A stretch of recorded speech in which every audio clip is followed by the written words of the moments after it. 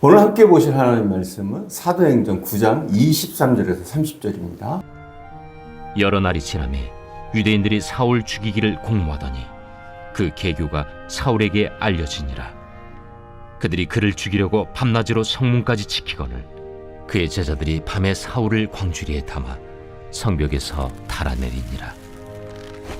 사울이 예루살렘에 가서 제자들을 사귀고자 하나 다 두려워하여 그가 제자됨을 믿지 아니하니 바나바가 데리고 사도들에게 가서 그가 길에서 어떻게 주를 보았는지와 주께서 그에게 말씀하신 일과 다메섹에서 그가 어떻게 예수의 이름으로 담대히 말하였는지를 전하니라.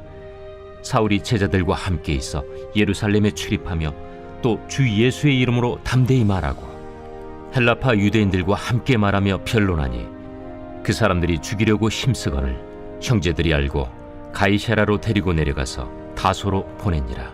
먼저 20절을 봉독하고 말씀을 시작하겠습니다. 즉시로 각 회당에서 예수가 하나님의 아들이심을 전파하니. 자, 바울은 예수님을 만났습니다. 부활하신 주님을 만나고 나니까 달라집니다. 달라지려고 해서 달라지는 것이 아니라 저절로 변화됩니다.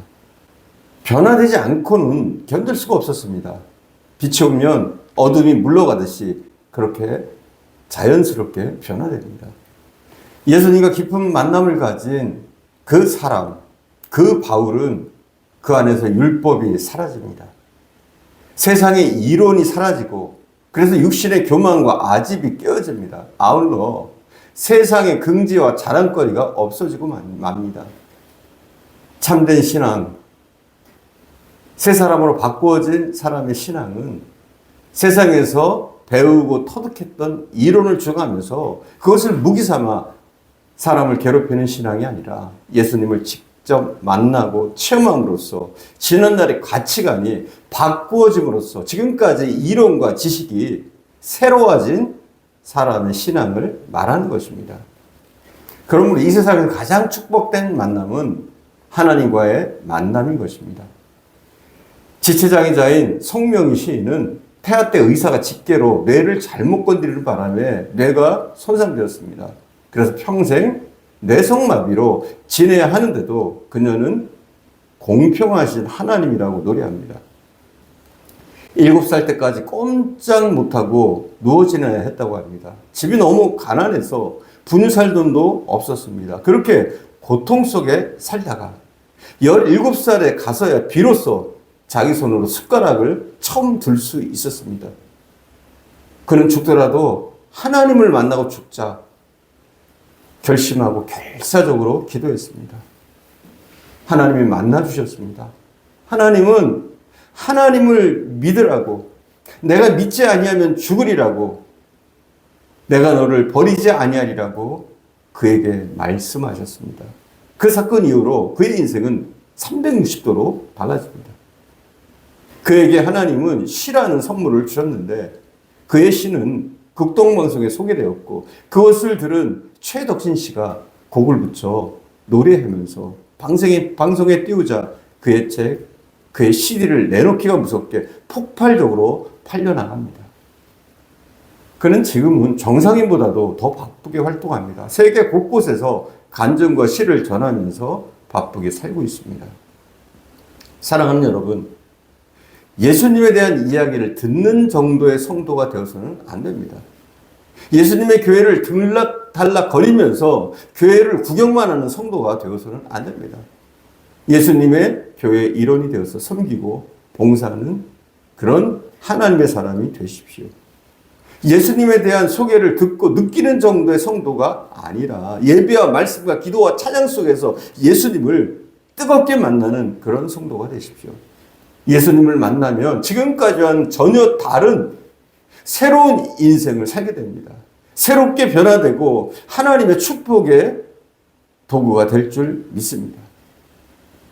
예수님을 만나면 달라집니다. 안 달라질 수가 없습니다. 안 달라지는 게 그게 이상한 겁니다.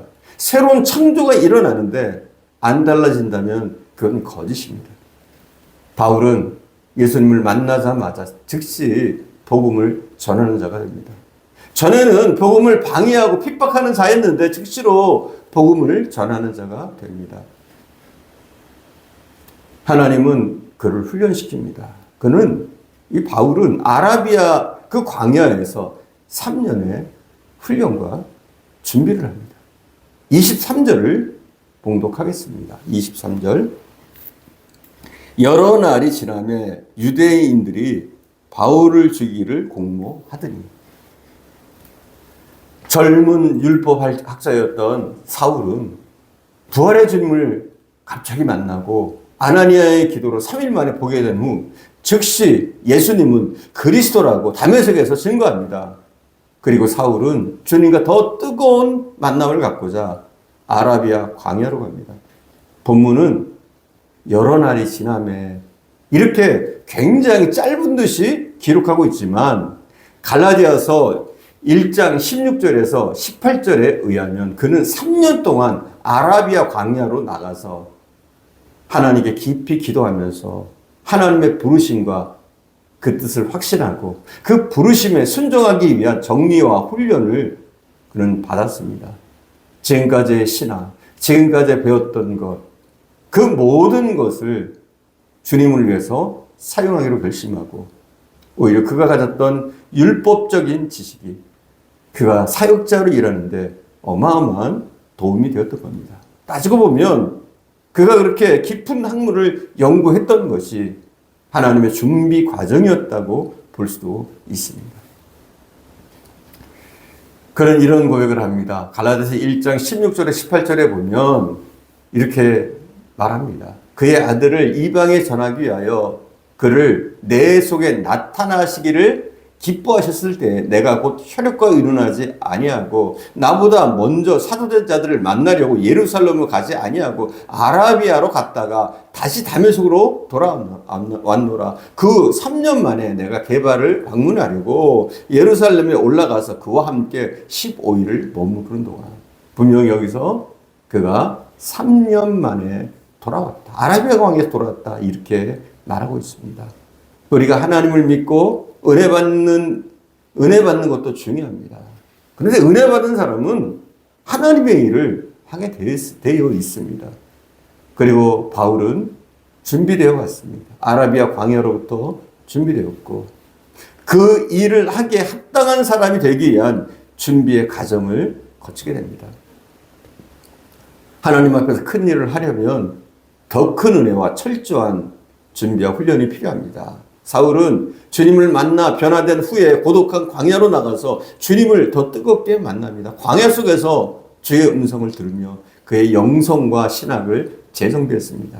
하나님께 깊이 기도하면서 하나님의 부르심과 그 뜻을 확신한 사울은 약 3년 만에 예수님을 배웠던 다메섹으로 돌아왔습니다. 아라비아 광야에서 3년 동안 어떤 훈련을 받았는지 우리는 구체적으로 알 수는 없습니다. 그러나 그곳은 바울에게 있어서 고통의 장소, 수련의 장소, 준비의 장소, 굉장히 고독한 장소였을 것입니다. 그는 침묵과 고독을 통하여 깊이 있는 사람이 되었을 것입니다. 그는 큰 뜻을 품고 아라비아에서 다시 다메섹으로 왔습니다. 다메섹으로 돌아왔습니다. 그러나 그를 기다리는 것은 환영이 아니었습니다. 환대가 아니었습니다. 냉혹한 현실이 기다리고 있었습니다.